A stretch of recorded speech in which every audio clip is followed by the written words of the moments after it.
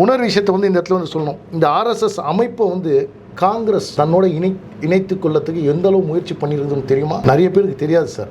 ஏன் ஒன்று சொல்கிறேன்னா, இந்த ஆர்எஸ்எஸ் வந்து 4 முறை கிட்டத்தட்ட 4 முறை வந்து தடை பண்ணியிருக்கிறாங்க. சுதந்திரத்துக்கு முன்னாடி ஒரு 4 நாட்கள் தடை பண்ணாங்க. அதுக்கப்புறம் நீங்கள் வந்து பார்க்க போனீங்கன்னா வந்து மகாத்மா காந்தி இன்னைக்கு அவர் இறந்த அன்னைக்கு வந்து என்ன பண்ணாங்க, இதுதான் ஆர்எஸ்எஸ் உடைய. நான் கேட்குறேன், யார் சார் கோட்ஸே? கோட்ஸே வந்து நீங்கள் சொல்கிறது வந்து ஆர்எஸ்எஸில் வந்து இருந்தார். 1930 ஆர்எஸ்எஸ் விட்டு விலகி போயிட்டார். அது விளக்கத்தை நான் தரேன்.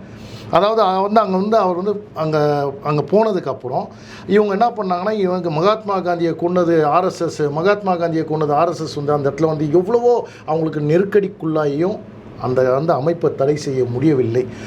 அவங்க சட்ட போராட்டத்தை இது பண்ணாங்க. அதுக்கப்புறம் எமர்ஜென்சி டைமில் இந்திரா காந்தி அவர்கள் என்ன பண்ணாங்கன்னா இந்த அமைப்புக்கு தடை பண்ணாங்க. ஆனால் அடுத்தது வந்து நீங்கள் பார்க்க போனால் முதல் கையெழுத்து என்ன பண்ணாங்க தெரியுங்களா? இந்த தடையை நீக்கினாங்க. அங்கே வந்து தெரிஞ்சது இதில் வந்து அவங்களுக்கு வந்து இதில் வந்து அவங்களுடைய இந்த கொலையில் அவங்களுக்கு சம்மந்தமே இல்லைன்னு வந்து அவங்களுக்கு தெரிஞ்சதுக்கப்புறம் அதுக்கப்புறம் வந்து ஆர்எஸ்எஸ் ஒரு தடவை பார்த்தோன்னா பாபர் மசூதி டைமில் வந்து தடை செய்யப்பட்டது. அத்தனை போராட்டங்களை வந்து அவங்க எதிர்த்து வந்து இன்றைக்கி 100 ஆண்டை கடந்திருக்கிறோன்னா வேறு அதுக்கு முன்னாடி ஏதாவது ஒரு அமைப்பை சொல்லுங்கள். குறை சொல்கிறாங்க இல்லையா?